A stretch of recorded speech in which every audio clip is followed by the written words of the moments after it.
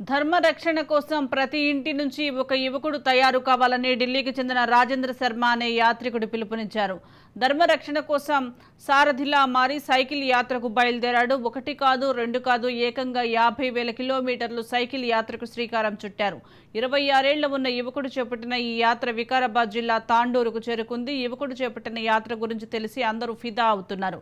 ఉత్తరప్రదేశ్లోని అయోధ్యకు చెందిన రాజేంద్ర శర్మ ఢిల్లీలో స్థిరపడ్డాడు.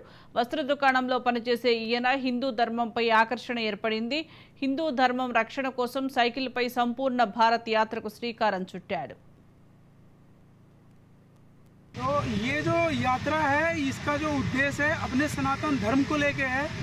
जो मेरे जैसे युवा पीढ़ी जो है आजकल गलत चीज़ों में पड़ जाते हैं, तो मेरी जो एज है वो 26 साल की है और मैं 26 साल की उम्र में यात्रा कर रहा हूँ। संपूर्ण भारत की यात्रा है और सनातन धर्म का मतलब ये है कि जो आजकल बोलते हैं कुछ भी बोलने लग जाते हैं सनातन धर्म के बारे में कि ये नहीं वो नहीं है, पर जो अपना मोटिव है प्रॉपर सनातन धर्म को लेके हिंदुत्ववादी को लेके कि सनातन धर्म ही चाहिए हर चीज़ में।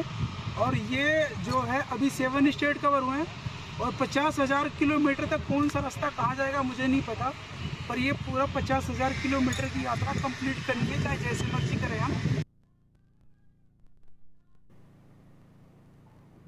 ఈ ఏడాది ఫిబ్రవరి 5న సైకిల్పై ఢిల్లీ నుంచి అయోధ్యకు బయలుదేరాడు. మార్చి 13న అయోధ్యలో సంపూర్ణ భారత్ యాత్ర మొదలుపెట్టాడు. ఉత్తరప్రదేశ్, మధ్యప్రదేశ్, గుజరాత్, మహారాష్ట్ర, కర్ణాటక, ఆంధ్రప్రదేశ్ రాష్ట్రాలను దాటుకుని తెలంగాణలోకి ప్రవేశించాడు.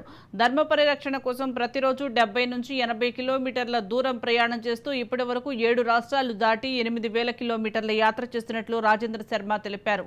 సంపూర్ణ భారత్ యాత్రలో భాగంగా 12 ద్వాదశ జ్యోతిర్లింగాలు, 51 శక్తిపీఠాలు, చార్ధామ్, పంచకేదార్ పర్యటించి స్వగ్రామం చేరతానని వివరించారు.